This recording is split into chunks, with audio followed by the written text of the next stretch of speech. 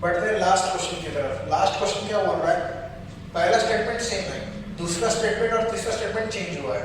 तो पहले स्टेटमेंट की मदद से हमको वैल्यू ऑफ एक्स निकालना है, जैसे हमने पहले दो क्वेश्चन के लिए निकाला। तो कैसे निकलेगा, रेशियो क्या है 3 + 4 + 6 + 7 of x is equal to 360 degrees. अभी भी अगर आपको समझ में नहीं आया 360 कहां से आया, तो क्वेश्चन नंबर 7 का एक्सप्लेनेशन पढ़ लो, आपको कब क्लियर हो जाएगा। देखिए अब इसका कितना वैल्यू आता है, 4 + 6 is 10, 3 + 7 is 10, मतलब 10 + 10 is 20, 20x is equal to 360 degrees बराबर। तो x का वैल्यू कितना है 18 डिग्रीज। अब पढ़ते क्वेश्चन का पार्ट 2। पार्ट 2 ये बोल रहा है half the second largest angle of quadrilateral is equal to smallest angle of parallelogram. अब पैरेललोग्राम क्या होता है, हम जानते हैं कि ऐसा कुछ तो भी होता है जिसमें ये एंगल और ये एंगल सेम होता है, ये एंगल और ये एंगल सेम होता है। ये तभी पॉसिबल है जब रेगुलर पैरेललोग्राम होगा। यहाँ पे रेगुलर नहीं है, तो हमको क्या बोला, उनमें से इन चारों में से जो छोटा एंगल है उसका वैल्यू इक्वल टू कितना है, half the second largest angle of quadrilateral.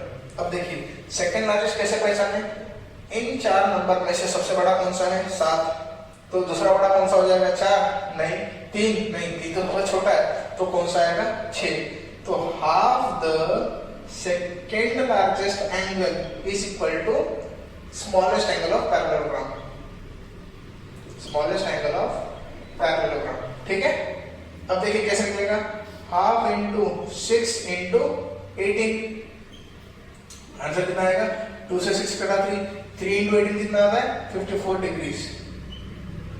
Smallest angle तो निकल गया, पर क्वेश्चन खत्म नहीं हुआ है। क्वेश्चन में ये बोला है what is the angle value of adjacent angle of parallelogram. अब देखो एडजेसेंट वैल्यू कैसे निकाले, ये एंगल और ये एंगल दोनों को एडजेसेंट बोल सकते हो, या तो फिर दूसरा तरीका इसको एक्सप्लेन करने का ऐसा है, अगर मैंने ये पैरेललोग्राम की जो साइड है इसको अगर मैंने एक्सटेंड किया, ठीक है, तो ये अगर मैंने माना है कि स्मॉलेस्ट एंगल है जिसका वैल्यू कितना है 54 डिग्रीज।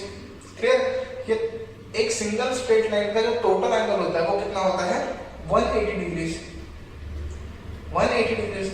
अगर 180 डिग्रीज में से ये निकाल दूं तो जो भी एंगल आएगा that will be called as adjacent angle.